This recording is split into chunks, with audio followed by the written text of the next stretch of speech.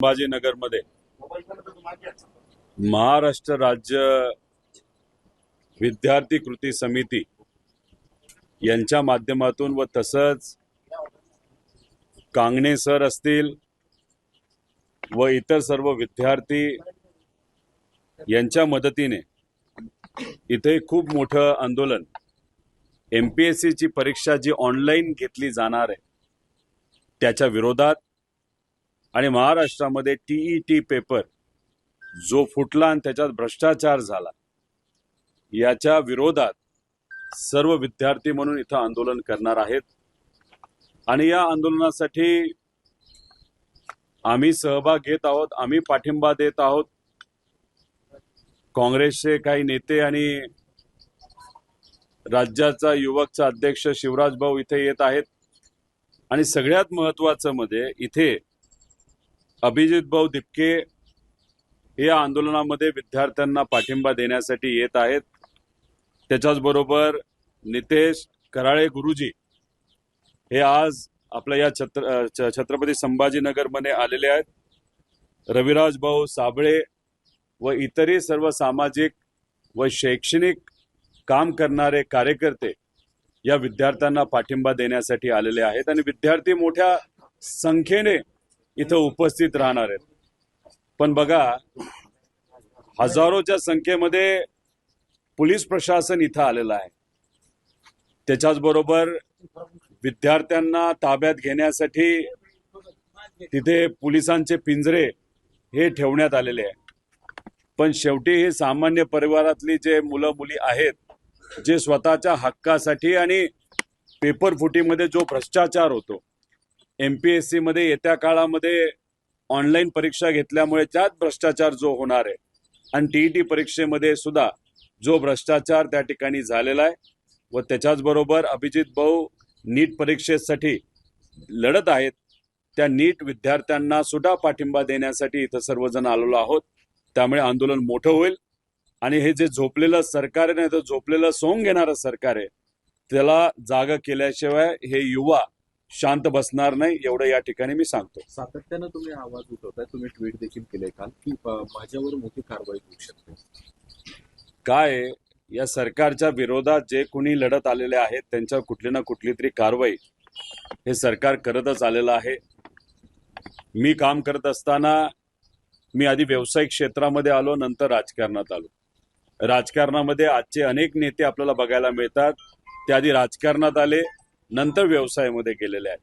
खूप खोलात कोणाच्याच तिथं मी जाणार नाही। व्यवसाय करत असताना राजकारण पण मी तिथं करत असल्यामुळे कधी कधी आम्हाला जे काय कळतंय, माझा आवाज दाबण्यासाठी कदाचित माझ्या काही कंपनीवर तिथं कारवाई सुद्धा तिथं केली जाऊ शकते।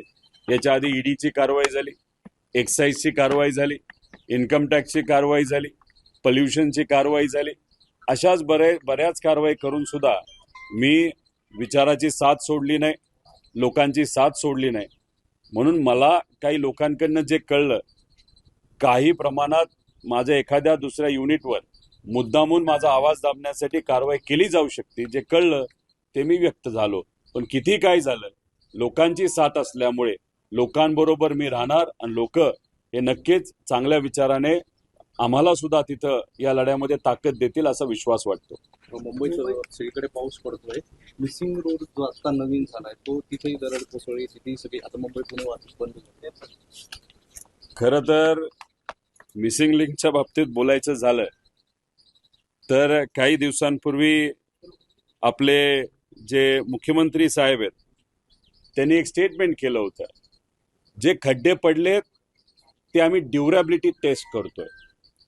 म्हणजे खड्डे पडल्यानंतर रस्ता नीट आहे का नाही, ड्युरेबल आहे का नाही हे आम्ही बघत आहोत आणि त्यामुळे खड्डे पडतायत ना, ती चांगली गोष्ट आहे। एखादा भ्रष्टाचार, जर चुकीचा व्यवहार एखाद्या कॉन्ट्रॅक्टमध्ये नाही तर एखाद्या कामामध्ये झाला असेल तर गोंडस शब्दामध्ये ड्युरेबिलिटी टेस्ट हे पुढं केलं आणि मुख्यमंत्री साहेबांनी त्याच्यावर पडदा टाकण्याचा प्रयत्न केला। आता मिसिंग लिंकमध्ये जे दरड कोसळलेली आहे, आतून पार धबधब्यासारखं तिथं पाणी पडत आहे, मग असंच म्हणावं लागेल की हा धबधबा नाही तर दरड कोसळणं याच्यातून सुद्धा सरकार कुठेतरी ड्युरेबिलिटी टेस्ट करते आपल्याला म्हणावं लागेल। काय झाले, मिसिंग लिंक आहे ना, याच्यातून विकास मिसिंग आहे आणि कुठे ना कुठेतरी करप्शन आणि भ्रष्टाचार याला लिंक झालेला आपण सर्वजण तिथं बघू शकतो.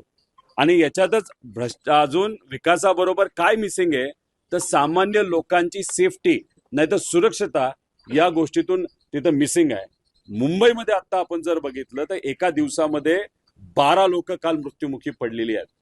आणि याच्यात सरकारमध्ये असणारे काही नेते म्हणतात एक जी बिल्डिंग पडली ती अनधिकृत होती. 4 वर्ष प्रशासक होता, म्हणजे हे शासन जे सत्तेत आहे त्यांचा कंट्रोल मुंबई महानगरपालिकेवर होता, तेव्हा तुम्ही काय झोपला होता का? आणि मग आता एखादी घटना घडली तर तुम्ही म्हणता अनधिकृत आहे. खरं तर तुमचं जे सरकार आहे तेच कुठे ते अनधिकृत आहे असं आपल्याला तिथं म्हणावं लागेल. दुसरं, काही दिवसांपूर्वी एक मुलगा तिथं झाड पडून वारला आणि एक माणूस त्या मॅन होल मध्ये पडून मृत्युमुखी पडला.